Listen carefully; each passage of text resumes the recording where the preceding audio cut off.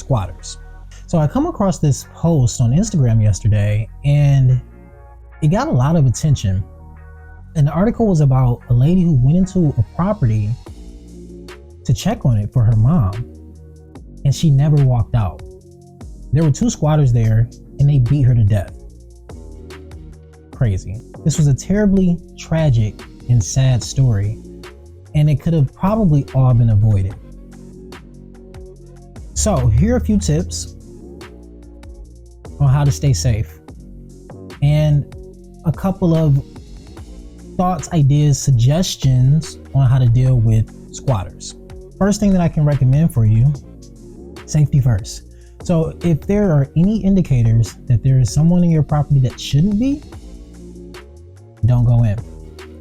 Definitely don't go in alone. 2, call the police. I know. If you live in a community like I do, the police don't necessarily come in a timely fashion. So I can see why you may not want to call the police, but you should. Now, what's most important, and I left a comment that got really a lot of attention on this particular article, is the language that you use when you call the police. Now, I took a training the other day, and it was brought to my attention that you don't really give squatters rights until you call and say, I have squatters.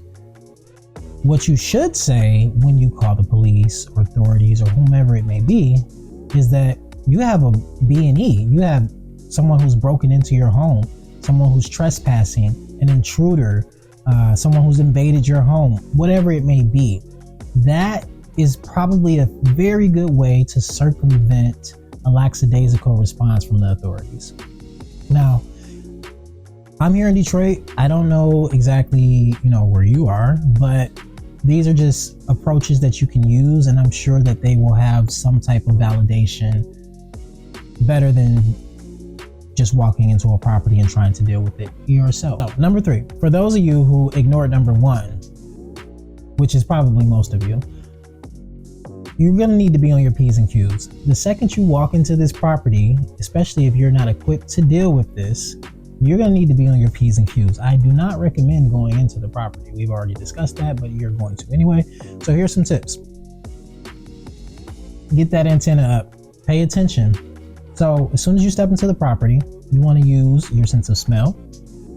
You want to use your sense of sight, right? Are there things out of place from the last time you were there? Does it look like someone is living there? Does it feel like someone is living there? Does it smell like someone is living there? Oftentimes you can smell someone else in your property the second you step in, whether it's a good odor or a bad odor. It's not your odor or the house's odor or what you're used to. So it will stand out to you. Once you smell this, really, that should be enough. There's no real need to really go much further to address the situation or the problem. I highly recommend getting the authorities involved. And again, doing what I said, calling them, saying that someone's broken into your home. Starting there. Number 4, secure your property. I have seen so many people, for whatever reason, who don't secure their property properly. It boggles my mind, the things that I've seen. So I've seen properties where the door was kind of like ajar, but it's like been, I guess, contained or locked up with a chain or whatever. Squatters are gonna go right past that. You're gonna cut the lock, cut the chain, and they'll be living in your house. Squatters were a really big problem in Detroit a few years ago. I'm still scarred from it, to be honest with you. Look around before you go in the property, really, and that should have been number 1, but okay. Before you go into the property, walk around your property. I almost always do this with my properties that are vacant. If there are broken windows or things are not how I left them, that is my first indicator that I need to have my guard. Secure your homes properly. This will just help. There have been many times where I've gone into properties or gone on showings with clients or whatever it may be, and the squatter's already gotten into the house. And what they do oftentimes is they take a piece of wood or something like that and they prop it up against the door, and you can't get into your own property. And then they have some way of getting in and getting out, and they're pretty comfy inside your house. So you should secure your properties. A lot of my investors who dealt with some of these problems were like abroad. They were foreign, and it was just an investment to them. They had no understanding or insight or even care sometimes of what was happening boots on the ground here in the city.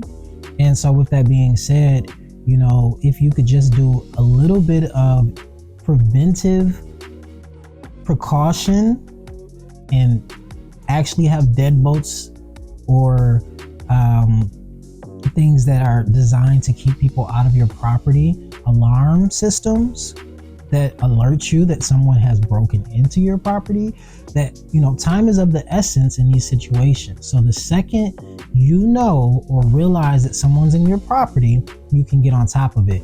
It shouldn't go 2, 3, 4 months and you find out that someone's been living in your property for 6 months. That's just crazy. And that's not going to be to your benefit, because the longer they're there, the more time they have to fortify the property, get comfortable, and just live. So don't go into a property alone. Let someone know where you are and that the situation is occurring. Get someone to come and meet you. And I still recommend that you guys don't go into the property, to be honest with you. I think it's very important how you address the situation, the language you use, and how you talk to the police, and what you're telling them and how you're telling them, right? So you probably don't want to say, oh, I've got squatters, right? I took a class yesterday. It was a certification for REO.